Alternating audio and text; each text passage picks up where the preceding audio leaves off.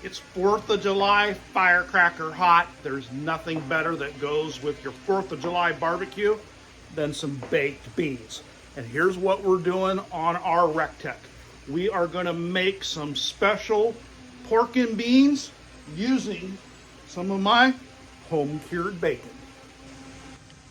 So here's what we're gonna do. We're gonna take this home-cured bacon and we're gonna chop it up. We're gonna take this onion, get it chopped up, and then get it grilled. And what we're gonna do is we're gonna add some of this full bore barbecue campfire barbecue sauce, some ground pepper, some kosher salt, garlic powder, ground mustard, and of course, the Bush's baked beans. Never fails, when I start to make a video, the lawn guy shows up. So I'm gonna go ahead and narrate this for us.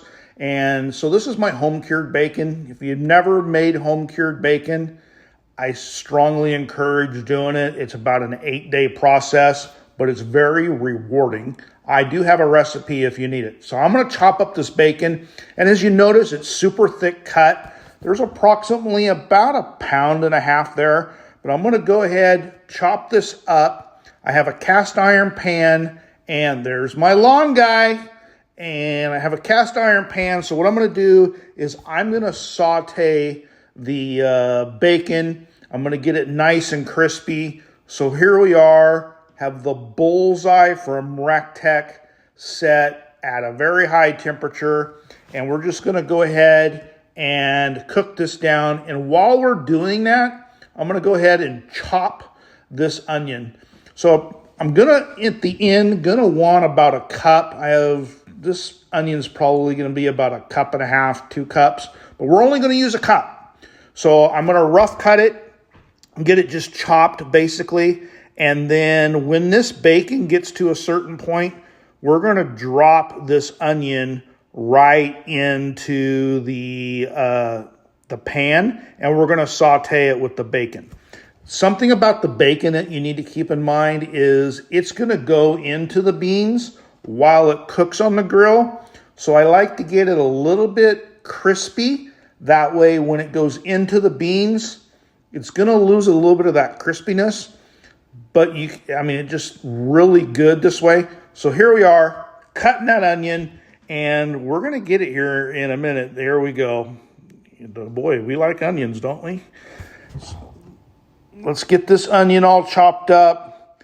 Every once in a while, I'm reaching back over and I'm stirring the bacon to get it to that crispy level, and constantly rotating it around in my cast iron pan. So here we are with the bacon. It's still sizzling away in there, and the backyard is smelling amazing as I'm doing this outside in my outdoor cooking kitchen. Now I have the attention of the lawn guy. He's driving by, looking up here at what I'm doing, because he can smell that bacon. So we're gonna get it nice and crispy. And then what we're gonna do is I'm gonna make a center hole in the middle of this pan. That way, right here we go. And I'm gonna drop 1 cup of onion into there. And then I'm gonna slowly mix it in. And look how that bacon is getting nice and crispy. So we want these onions translucent because we're still gonna incorporate it into our beans. And it is going to be absolutely amazing. I am not going to put any onion powder in this recipe this time. Sometimes I do. However, I omitted it this time just because of the onion and the bacon. So now what I've done is I have pulled, this is a hack, I've pulled that cast iron pan. Now that's a 14-inch cast iron pan, to give you an idea how much bacon and onions is there. But it's on the edge of my grill. And as you can see, the flame inside my grill is pretty stout. So it's cooking hot. But I have it up on that edge so the grease runs forward, not going into my grill, because if it does, it's going to cause a grease fire, which we do not need or want. So here we are, getting it all out of there. And then what I'm going to do is just layer it on the bottom of that pan. And then our next step is I have pepper, kosher salt, powdered garlic, and powdered mustard. I've already pre-measured it out, and so I'm going to put 2 cans of the Bush's beans in. I'm going to slowly mix those in, and then once we get to a certain mixture point, I'm going to go ahead and sprinkle my pre-measured ingredients out over the top. I'm going to give it a good mix in, and then I'm going to evaluate if I want to add a 3rd can, which I did. And then I also have an extra can because depending on how much bacon and other stuff that you have, this is a 1 cup of that barbecue sauce. You can use any barbecue sauce that you want. I had about 1 cup left, and it was just a perfect measurement. So that's what I used in this particular recipe. And then I'm going to incorporate the additional seasoning. You don't want to do a whole lot of salt. I had the pepper you can get a little carried away with too. So just go ahead and mix it all in there. We're going to sprinkle it across the top. We're going to give it a good stir and then evaluate if we need to add that extra can of pork and beans. As you can see, the pan is not completely full. And ultimately at the end of this, I did add 1 more can of bush beans.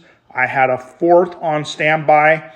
But I'm going to be transporting this to a 4th of July party, so I did not want to have it spilling over the edge and being really full, because as this cooks, it's going to make some juice in there as well that could or could not cook off. So we're going to get her a good mixture, and then what we're going to do is we're going to cover this with tin foil before we put it on the grill. Here's what I've already decided. Look, I'm going to add that 3rd can. Keep that can because that's what you're going to put the grease in from the cast iron pan, and that way you can dispose of it later. So get it all nice and mixed in and incorporated. And now what we're going to do is we're going to throw the tin foil over the top of this, seal it down real well.